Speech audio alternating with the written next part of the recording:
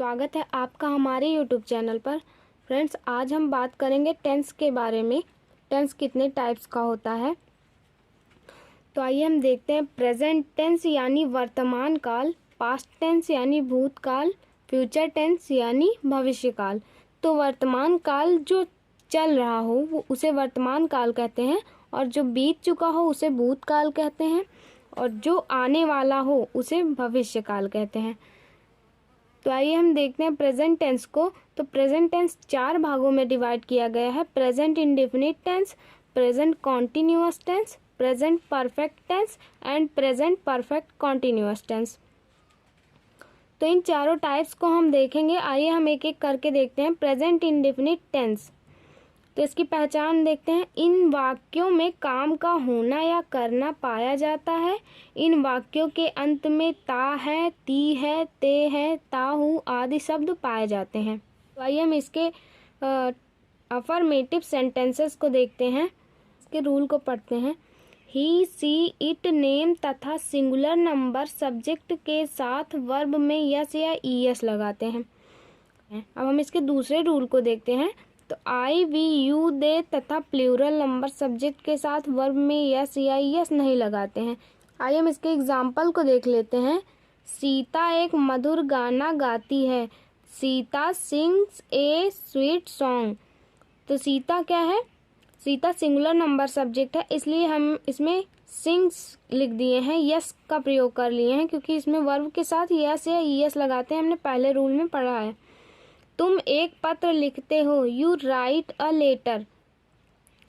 जो तुम है वो प्लूरल नंबर सब्जेक्ट है, इसलिए इसमें यस या ईएस का प्रयोग नहीं करते हैं। अब हम निगेटिव सेंटेंसेस को पढ़ेंगे। तो आइए हम इसके रूल को देखते हैं। निगेटिव सेंटेंसेस में singular number subject he, she, it, name के साथ डज नॉट का प्रयोग करते हैं।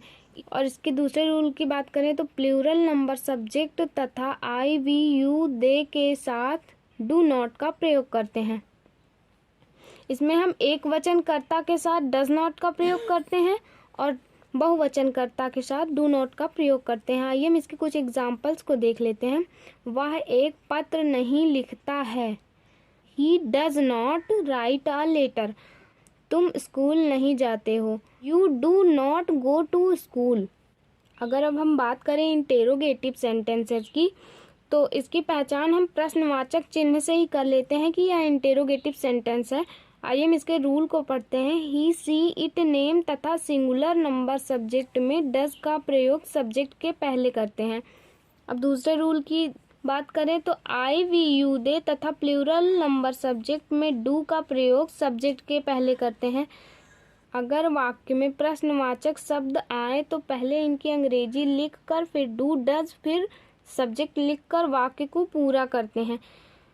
अगर ट्रांसलेशन करते समय कहीं भी उसमें प्रश्नवाचक शब्द क्या, क्यों, कब, कैसे, कहाँ आए तो पहले इनकी अंग्रेजी लिखते हैं, फिर उसके बाद डू या डज का प्रयोग करते हैं सब्जेक्ट के अनुसार, फिर सब्जेक्ट को लिखकर वाक्य को पूरा करते हैं। वाक्य के अंत में प्रश्नवाचक चिन्ह लगाते हैं। जब भी हम ट्रांसलेशन करते हैं, इंटेरोगेटिव सेंटेंस अगर होता है तो उसमें हम सेंटेंसेस को लिखने के बाद आखिरी में उसके क्वेश्चन मार्क लगाते हैं, क्योंकि अगर हम ऐसा नहीं करेंगे तो हमारा ट्रांसलेशन जो है वो गलत माना जाएगा। आइए हम इसके कुछ एग्जाम्पल्स को देख लेते हैं। क्या वह एक किताब पढ़ता है? Does he read a book? क्योंकि हमने रूल में पढ़ा था कि एक वचनकर्ता के साथ हम डज का प्रयोग करते हैं और सब्जेक्ट के पहले लिखते हैं। वह यहाँ क्यों आती है?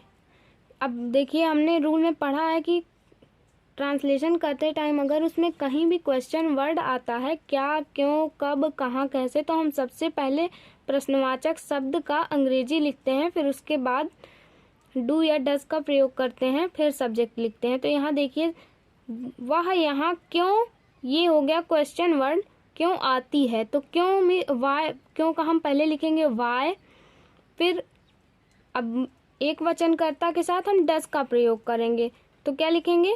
वह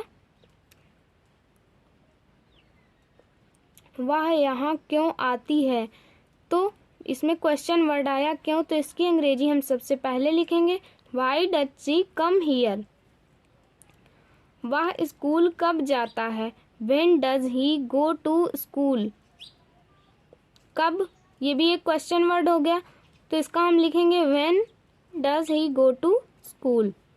सो फ्रेंड्स, आई होप आपको मेरी ये वीडियो पसंद आई हो। अगर आपको ये वीडियो पसंद आई हो तो इसे लाइक, शेयर, कमेंट और मेरे चैनल को सब्सक्राइब कर दें। बेल आइकन को दबाना ना भूलें ताकि मेरे ऐड से वीडियो के अपडेट आप तक पहुंचते रहें।